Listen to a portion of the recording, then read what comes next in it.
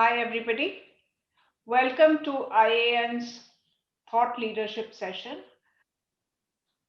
This is a session focused on drones, the investment opportunity, and what we should look for. We have Mr. Saurabh Srivastava, co-founder and chair of IAN.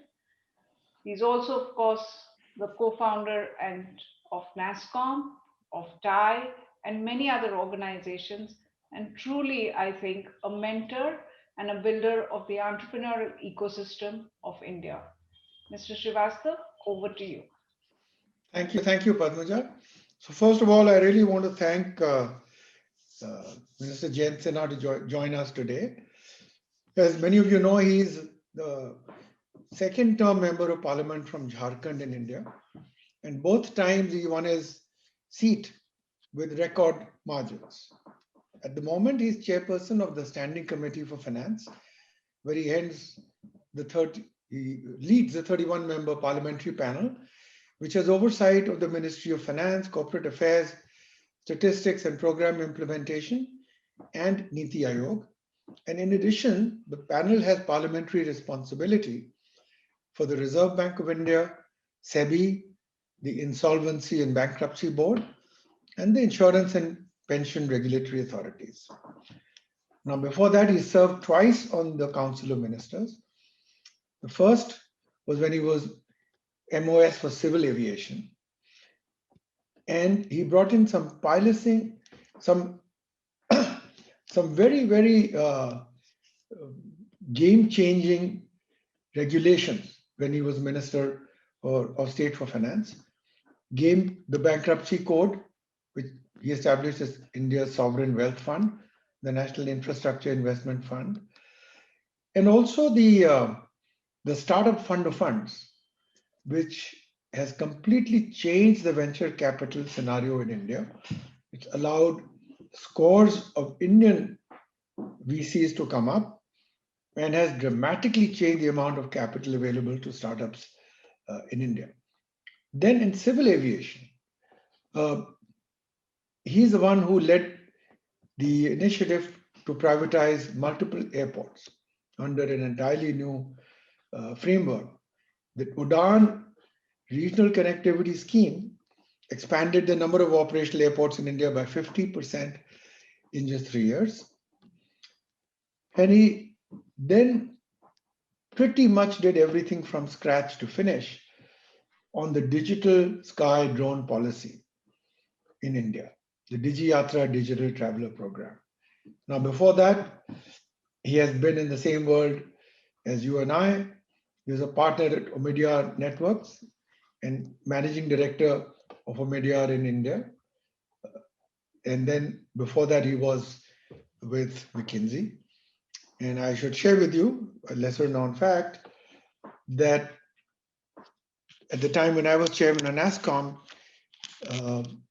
he and I got involved in trying to create a report which is now very famous called the NASSCOM McKinsey report, which said that the industry could go from, I think, 8 billion at that time to 50 billion in 10 years. No, I think it was 2 billion to 50 billion.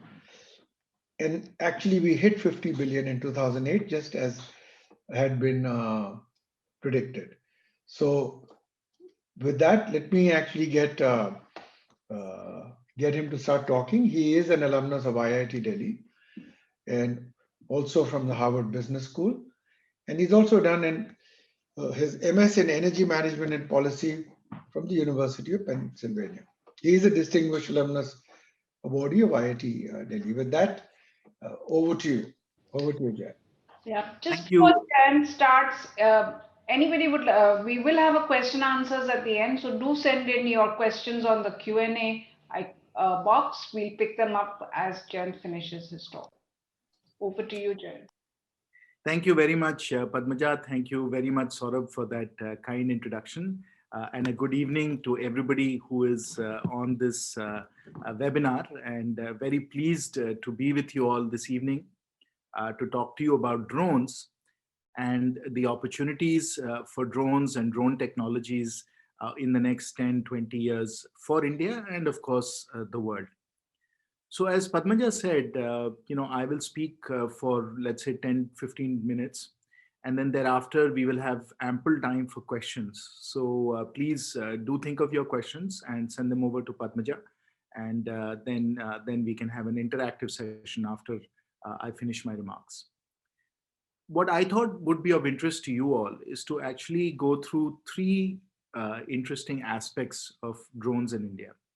The first aspect is, what are the use cases? Why are we interested in drones? How is this going to make a difference for India and the world? So let's talk about drones and drone applications. Second, let me tell you about the Digital Sky Framework, how it originated, what the characteristics of the Digital Sky Framework are for India, and why it's unique. Of course, it's been established in India, but globally, it's quite a unique regulatory framework. So let me tell you about that. And third, I want to tell you a little bit about the way forward.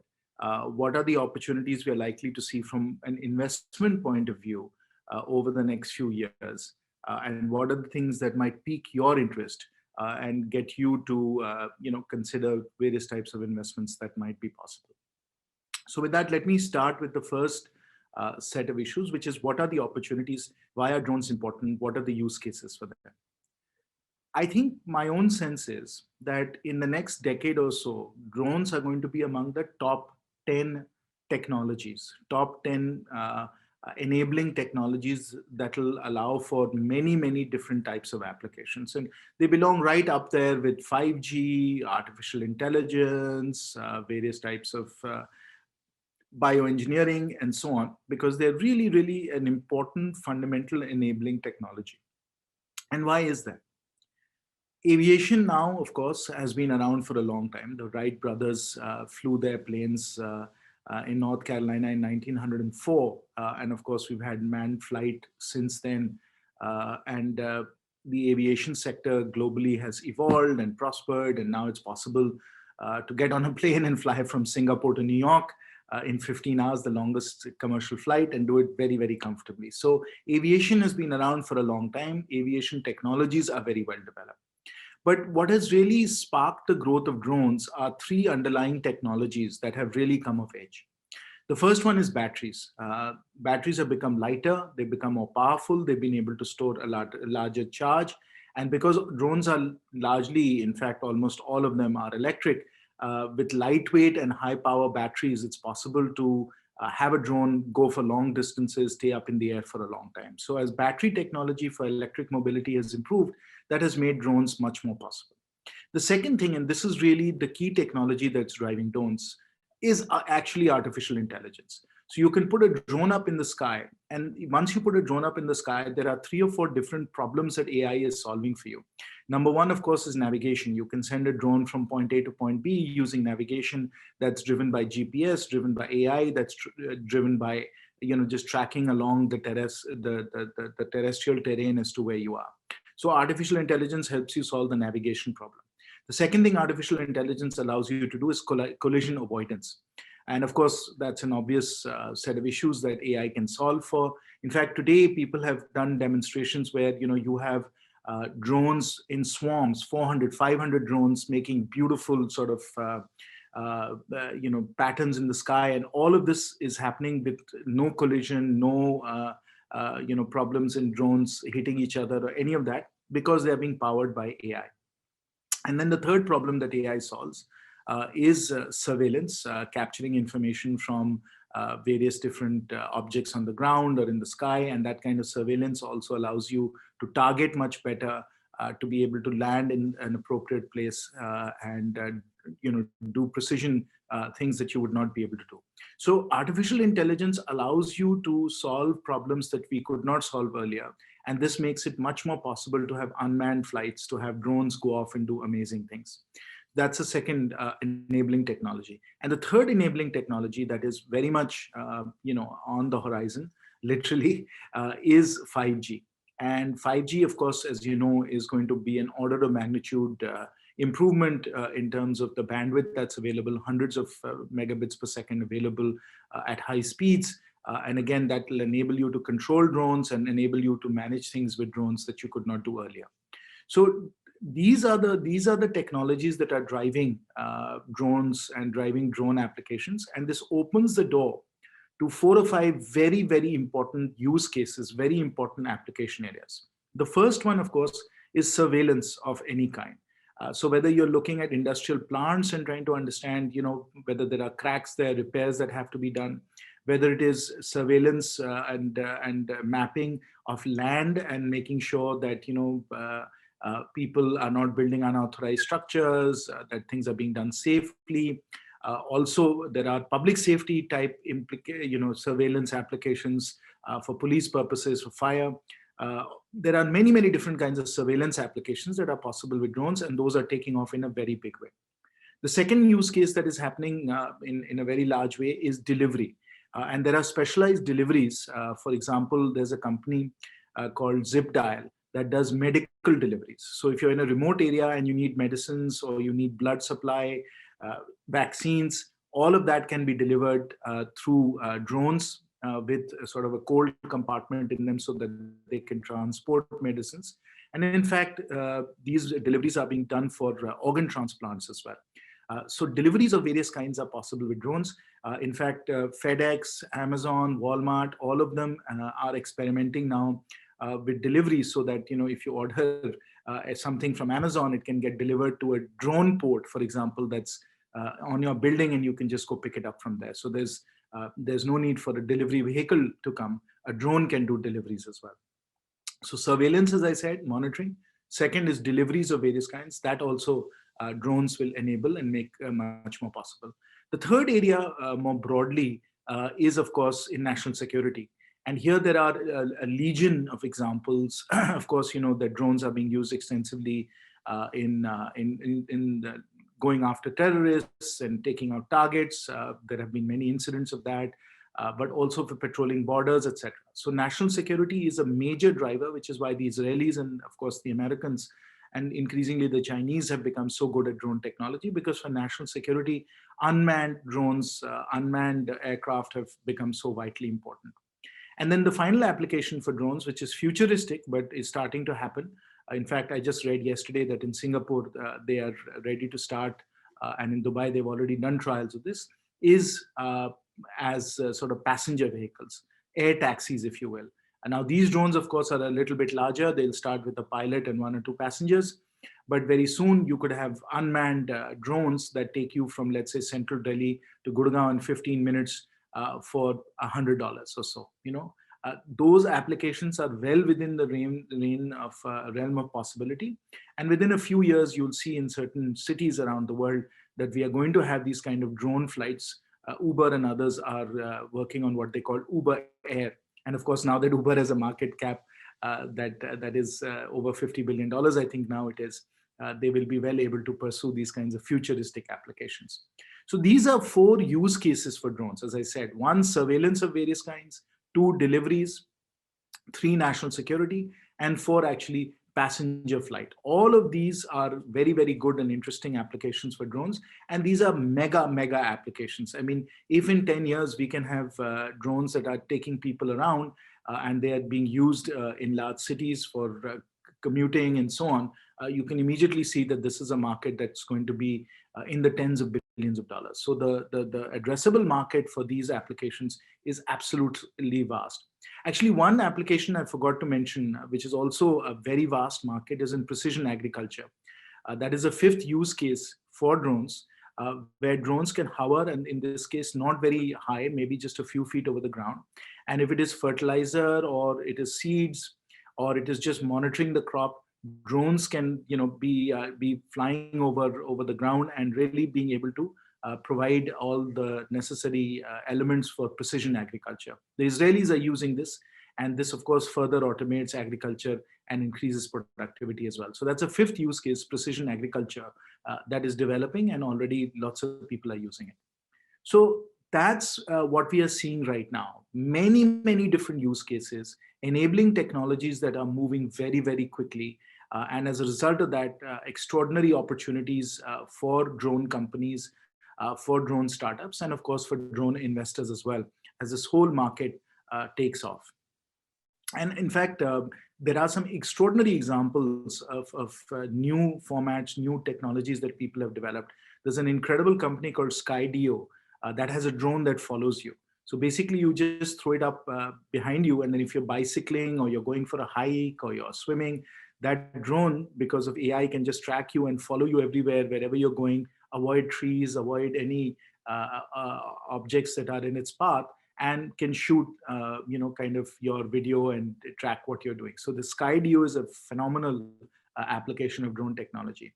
Then others have created what are called dronies, which is another great concept. I think it's called dronies, where instead of you holding your camera and taking selfies and photographs of you, it's a very cheap drone. You just put it up in a room, and then it goes around taking pictures of everybody who's, let's say, at a birthday party or at a wedding or whatever. Again, totally AI driven, really cheap. If it costs, let's say, $50, you can imagine a huge mass market of these dronies, basically drones that take photographs, beam it to your phone, and then, for a party or for an event, you have all the photographs that you need. So great applications coming up, very interesting applications that are possible. So that's where drone technology is headed. That's where drone applications are headed. Now, given this incredible set of opportunities, and I'm sure in your own life you have seen at weddings or events that there are drones taking photographs, and it's become very common in India as well to have this drone photography happening. Uh, what is the situation in India? What was the regulation that was required? How did we try and create a market for drones? So let me tell you about what was happening in India. So when I came to the aviation ministry, friends, we found out that there were some maybe 40, 50,000 drones in India already. The vast majority, over 80 or 90% of them, were Chinese drones, specifically from a company called DJI, which is extremely successful in the drone area. And if you're in the US or in Europe, you'll see DJI drones everywhere. And they are by far the market leader globally. They have about a 70% share. But drones had been banned in India for the obvious security reason. That drones could be used for terrorist attacks and so on, and so drones had been banned in India some years ago, but that didn't stop the illicit use of drones, and it was widespread. At every wedding you would go to, and I'm sure you've seen it as well, you would find that a DJI drone was actually taking photographs and being used by photographers. So even though drones in India were illegal, there were drones in widespread use, and everybody was using Chinese drones, particularly DJI drones. Now, this is a very big national security threat for India because these drones can easily be repurposed to attack events, to attack airports, to attack public buildings. You can immediately think about how that can be done. And in fact, there have been many cases around the world where drones have been used for these kinds of attacks. And also, very importantly, these were Chinese drones, and we have no knowledge of whether there are trapdoors, whether there is information that's going to the Chinese or could go to the Chinese. And so it is a very big security threat for India to have all of these illegal, unlicensed drones flying around. So we had to find a way to legalize these drones and then encourage the safe use of these drones. Given the various applications that were possible, given how important it is for India to be at the cutting edge as far as technology is concerned, we had to find a way that drones could be used lawfully and safely in India. And that's what we worked on. We worked on this digital sky framework to come up with a regulatory framework that would allow the safe use of drones in India. And to do that, we obviously studied and consulted with regulators around the world to see how they had licensed or they had allowed drone flights, and whether we could replicate what they had done or whether we had to come up with our own approach.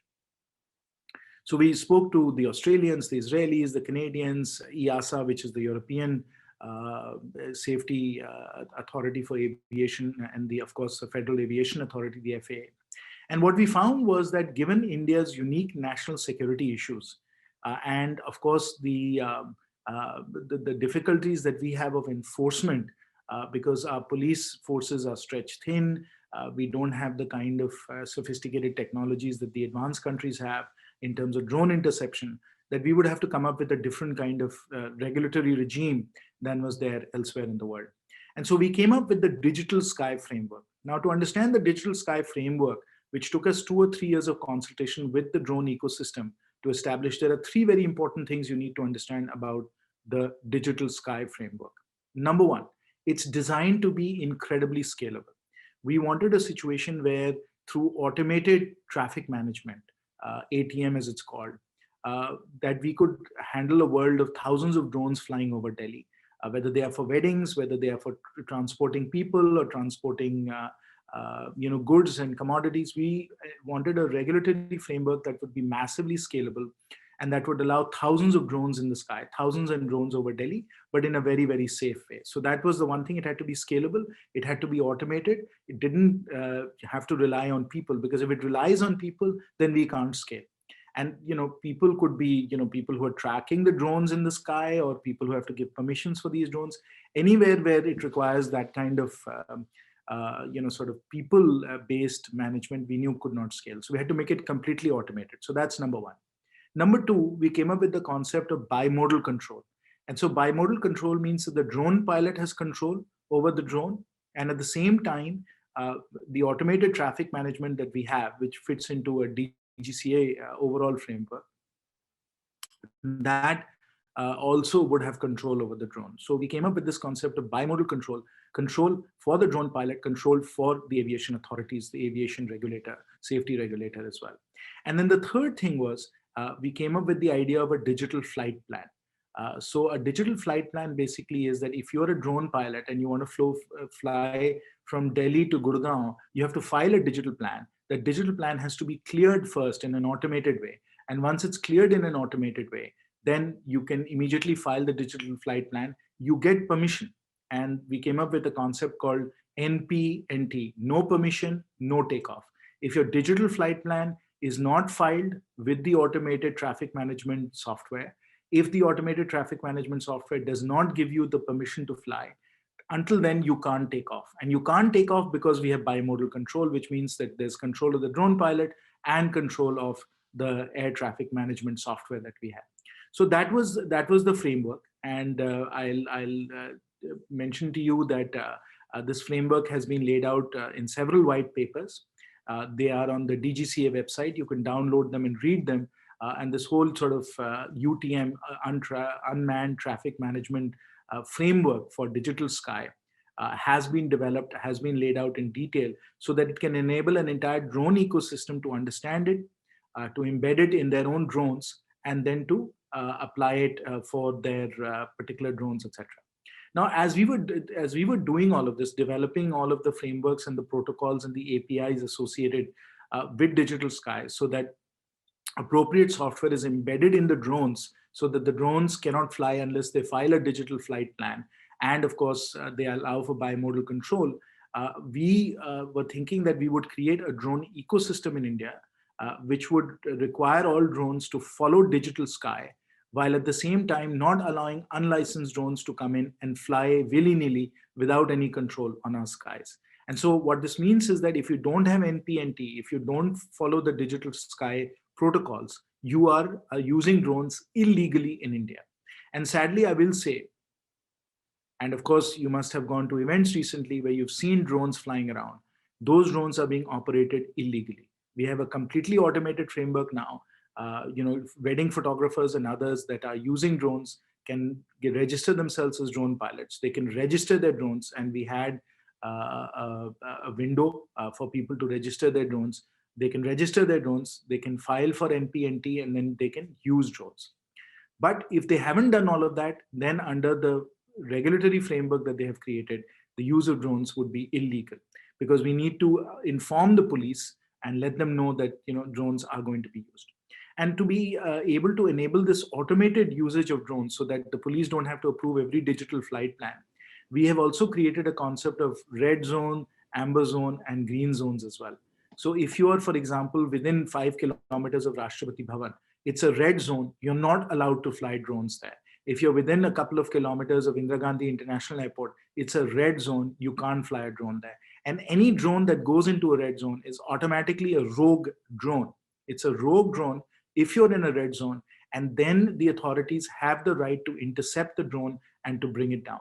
So we have created this concept of red zones, amber zones, where you have to take and get approval for your digital flight plan, and then green zones where you can fly, your digital flight plan automatically gets approvals and you can use your drone. So by creating these zones, we have enabled it and made it possible using these GPS markers that we have created, that you can get automated approvals and you can scale up and you can use your drones for many different applications. And then, of course, we have also established, what is the size of drone that will require various kinds of approvals to be used. Drones that are very light and drones that are very small, like a drone used for doing selfies and so on, is below the limit. And so that does not require any approvals, but drones above a certain size will require approvals and will require the NPNT framework and the Digital Sky framework to be applicable. So that's the whole regulatory framework that we've created. Now, this framework has been, discussed with and, kind of brought to the attention of regulators around the world. They are very interested because they don't have an NPNT framework. They haven't thought this through to this extent. They are experimenting with this. And many of them have told us that they will try and see whether they can implement some of the approaches that we have taken. So the framework that we have right now is very unique. And the NPNT and the Digital Sky framework can actually be, retrofitted to existing drones. So you could take an existing drone right now. You can take the appropriate software, upload it onto your drone, and it can sit on top of the drone's underlying software. And that will enable it to then plug into the entire Digital Sky framework, and then for that drone to follow the Digital Sky framework. So there's a way to retrofit this onto all the drones that are out in the market right now, and enable drones to fly safely in India, so we can track them, we can know where they are, and we can manage them as they get into the skies. So this is it's a technically, we think, a very, very good architecture. It's been, as I said, something that regulators are looking at very closely. And we are hopeful that this is one of those areas where India's framework, like it has been in India Stack and FinTech, a real world leader, that even in drones, we will be a world leader in the manner in which we create our standards, the manner in which we create our regulations to enable it, but to enable it safely. So we think that this is a very innovative, groundbreaking framework. We hope that it will be adopted around the world, and India will become a world leader in drones as well. So I'll end my second part of my talk right now. I'll come to my third part, which is quite short. But I'll talk to you a little bit about what the future is in India and where the investment opportunities are.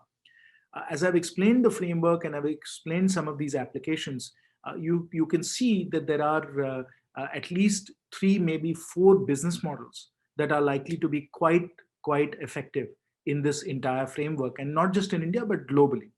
So the first and obvious business model for drones is actually making drones themselves, the hardware. And here, there are drones of many different types. There are drones that are intended to fly for very long distances, and there you're going to have to solve the power and the weight problem associated with long distance travel, unmanned long distance travel. Second, so all those problems you have to solve, and that's one configuration. You can have other configurations that are meant for deliveries. There are configurations, formats that are meant for cold delivery, for example, cold chains. So there are many different types of drones, just like there are many different types of cars and commercial vehicles. And there is a very useful business model, very large scale business model that's possible for actually making drones themselves. So that's one very interesting business model. The second interesting business model is not so much in the drone operating system, because that will be part of the drone that is being designed, the hardware itself. But there is what I would call drone middleware. And what drone middleware allows you to do is to run 3 or 4 different applications very well.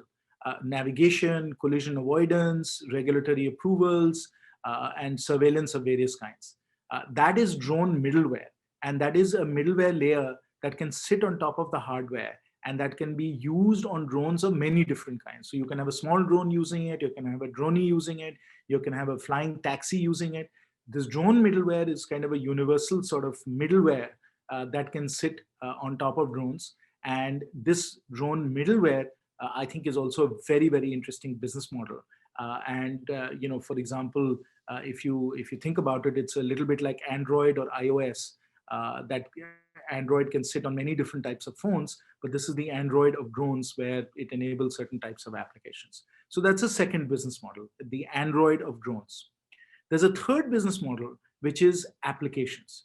And these applications, of course, can be for surveillance, they can be for land records, they can be for industrial safety, they can be for deliveries of various kinds, they can be for taking passengers, all the different use cases that I described.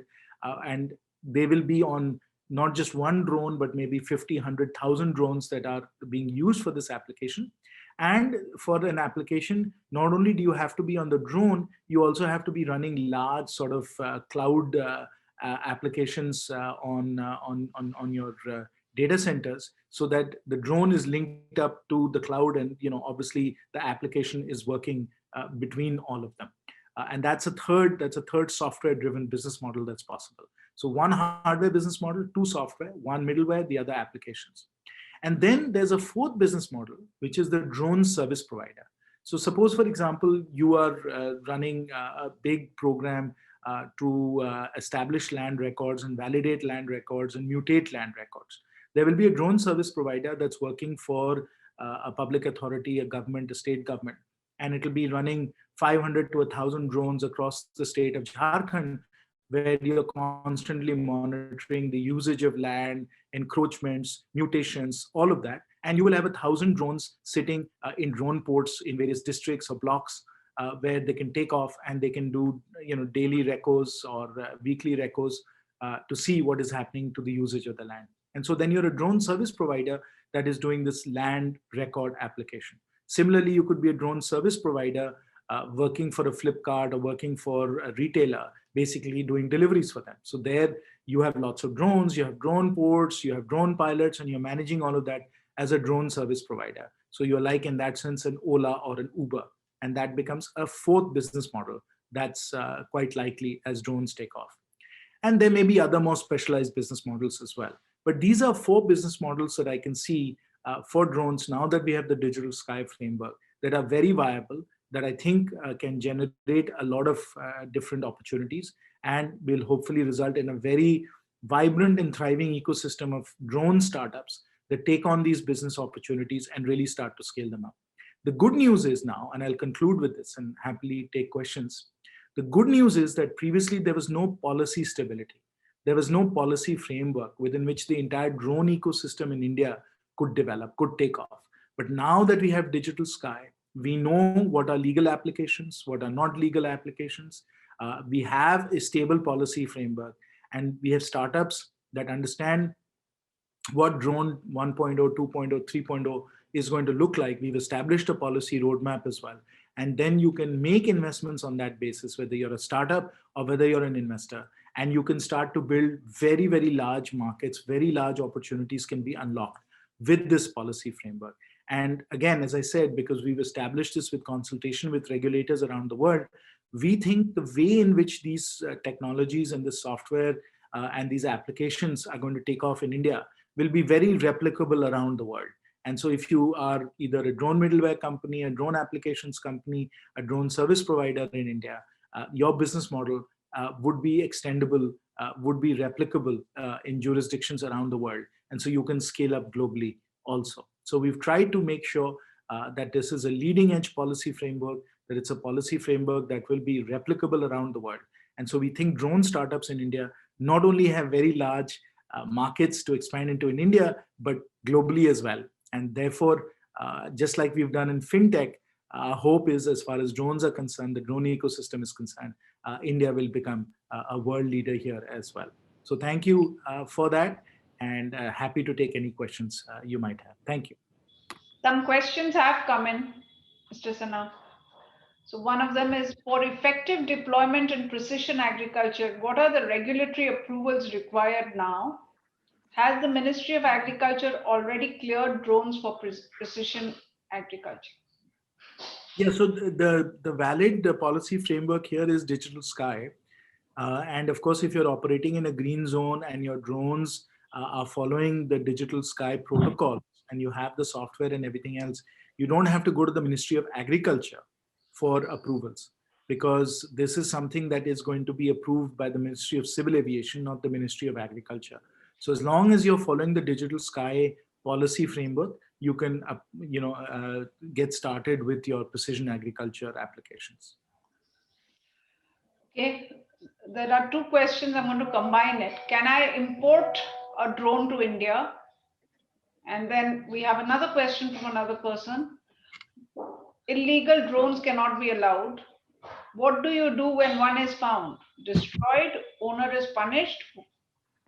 Yeah. So you can import drones in India, but for that you need to get a customs clearance for that. And to get a customs clearance, you have to show that your drone is, basically following digital sky protocols, which means that they have to have the software to be controlled using bimodal control and to follow NPNT and so on. There's a full set of protocols that have been established for that, and the manufacturer has to certify that this particular drone is consistent with the digital sky framework. And we have manufacturers that have basically brought in their drones for certification, and then by model number and so on, those drones are certified. So you have to show that your drone is certified by DGCA, and then you can import your drone. So it is a responsibility of manufacturers to go to DGCA, get the certification, and if they have the certification, then you present the certification to customs. We work through all of those connections, and then you can import your drone. So that's how a drone import works right now. And then your second question, Padmaja, was what happens if you have an illegal drone? Well, if you have an illegal drone, you can keep it at home and just put it on the shelf, but you're not allowed to fly it. You can only fly it if your drone is consistent with and follows the digital sky protocols. Now, to follow the digital sky protocols, as I said, you can download the software and you can download, what is required to do this. And once it's downloaded and certified, then you follow digital sky, you file your digital flight plan, you get your NPNT clearance, and then you can use your drone. But you have to be able to be certified using the digital sky protocols. And there are full APIs, full technical specs, everything established so that you can show that you are certified and that the drone that you're using is consistent with the framework. Okay, and the second part of the question, Jayant, if somebody is found using it illegally, is there a punishment? Yes, there is. If there is a quote unquote a wedding photographer, for example, using drones illegally, there are penalties under the law for the illegal use of drones. So it is a very serious offense. It's not, and the reason for that is very obvious, right? I mean, a drone is a weapon. It can very easily be used to do things that are very, very dangerous. So we have to make sure that the drone is properly licensed, just like firearms are licensed in India because of the risk that they pose. In the same way, drones pose similar risks and they have to be licensed as well. Talking of digital sky, there are a couple of questions, but I'm going to club them again. I think you did refer to it, but I'll repeat it. How far are we in having this framework live, the digital sky framework? Is the policy approved? Are any relevant legislations in place? Is there an actual implementation?